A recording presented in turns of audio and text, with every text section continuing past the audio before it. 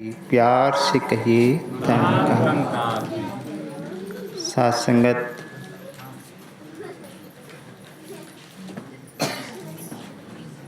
पवित्र अवतार वाणी में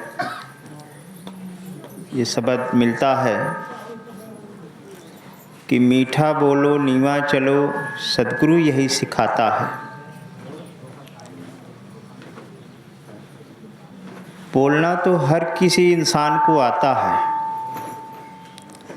लेकिन बात तब बनती है जब वाणी मीठी हो।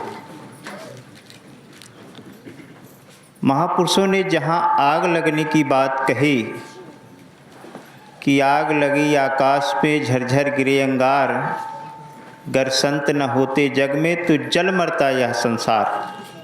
सासंगत वो आग वाणी में ही लगा हुआ है। बोलने से ही आप जानते हैं कि कटुक वचन से ही इतना बड़ा महाभारत का युद्ध हुआ। तो सद्गुरु हमारे विचार को बदलता है, मन की भावना को बदल देता है। और जब मन सुंदर हो जाता है, मन बदल जाता है, तो सासंगत मन के भाव जो मुख से निकलता है वो सासंगत अच्छा ही निकलेगा। क्योंकि डेहरी घर के अंदर रहने वाले व्यक्ति का व्यक्तित्व दिखलाता है।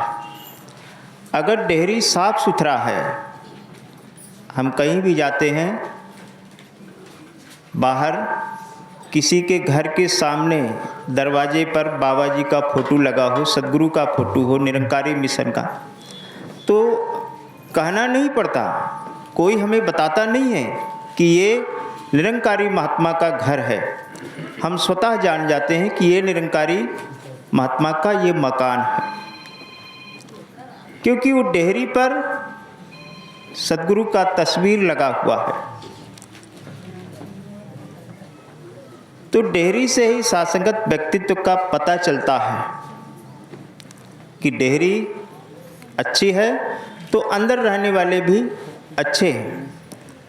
सासंगत दास एक छोटा सा मिसाल कहेगा कि एक साधु बीच रास्ते पर बैठा हुआ था और उसी रास्ते पर राजा की सवारी आने वाली थी।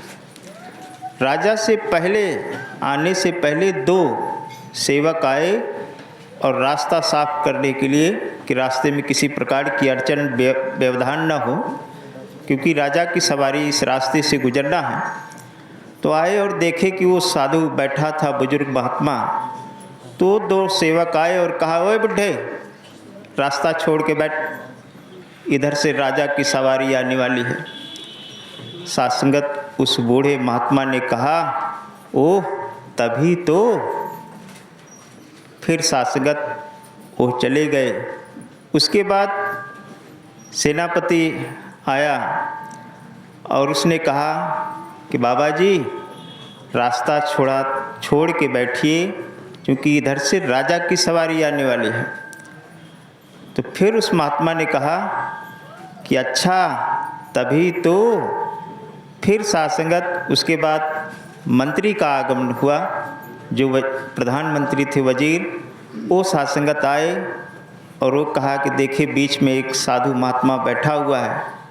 वो जा कर के पहले उस महात्मा को प्रणाम किया, फिर बाद में कहा कि महात्मा जी इस रास्ते से महाराज का आग गुजरना होगा, खैर आप चाहें तो इससे बगल हो जाएं, अगर नहीं हटेंगे तो हम राजा की सवारी बगल से गुजरवा देंगे। तो उस महात्मा ने कहा, ओह तभी तो। फिर सासंगत राजा की सवारी आई और राजा ने देखा, कहा कोई ज़रूरत नहीं है एक बुजुर्ग महात्मा को उठाने की, दूसरे रास्ते से ले चलो, उतर करके फिर मैं आगे बैठ जाऊंगा, क्योंकि बीच में ये साधु बैठा हुआ है, साधु का हम हटाएंगे नहीं। सासंगत फिर उस महात्मा ने कहा, ओह तभी तो। सासंगत वजीर तुरंत रुकवाया, कहा राजन ये पहले 2 सेवक आए फिर भी ये कहा तभी तो, सैनिक आए फिर भी उनके सामने भी ये कहा कि तभी तो, और मैं आया तो मुझसे मेरे सामने भी इन्होंने कहा कि तभी तो, और अभी आपके सामने ये वही बात दोहरा रहे हैं कि तभी तो। ये चारों के सामने एक ही तरह की बात इन्होंने दोहराया, आखिर ऐसा क्यों? तो साधुसंगत उस महात्मा से पूछे। महात्मा ने कहा कि मैं इसलिए कहा कि जो 2 सेवक आए वो किस तरह से बात किए कि ओए बुड्ढे हट जा रास्ते से, इधर से राजा की सवारी आएगी, कि तभी तो इस तरह का बोलने का ढंग है, सोचने का ढंग है, तभी तो दातार ने सेवक का ही नौकरी मिला हुआ है, कोई बड़े आदमी नहीं हुए। फिर उसे थोड़ा बढ़ कर के सैनिक आया तो सैनिक ने कहा कि बाबा जी रास्ता छोड़ दीजिए, इससे इधर से राजा की सवारी होनी है। तो उस पर भी मैंने कहा कि तभी तो कि ये सैनिक है, इसमें थोड़ा शिष्टाचार झलका तो ये सैनिक बना, एक सेवक नहीं बना। और ये वजीर आया तो ये प्रणाम किया पहले, फिर बाद में अपनी समस्या बताए। तो इसलिए कहा कि तभी तो कि इतना बड़ा शिष्टाचार है इसके अंदर, तभी तो इस राज्य का मंत्री है। और राजा ऐसा धन्य कि वो राजा ही कौन कि जो दूसरों के सुख का ख्याल न करे, केवल अपना ख्याल करे, तो वो राजा नहीं। और आप राजन आए तो आपने कहा उठाने की ज़रूरत नहीं है, मैं स्वयं रास्ता बदल दे रहा हूँ। तो इसलिए कहा कि तभी तो कि जो दूसरों को सुख का ध्यान रखता है वो राजा बनता है, राजा बनता है। तो आओ साध संगत, यही भाव सतगुरु की सीख मिल रही है कि हमेशा साध संगत इस निरंकार से जुड़े रहें। और जब निरंकार से जुड़े रहेंगे तो सदैव साध संगत दूसरे के सुख का ही मन में ख्याल बना रहेगा। प्यार से कहिए धन्यवाद।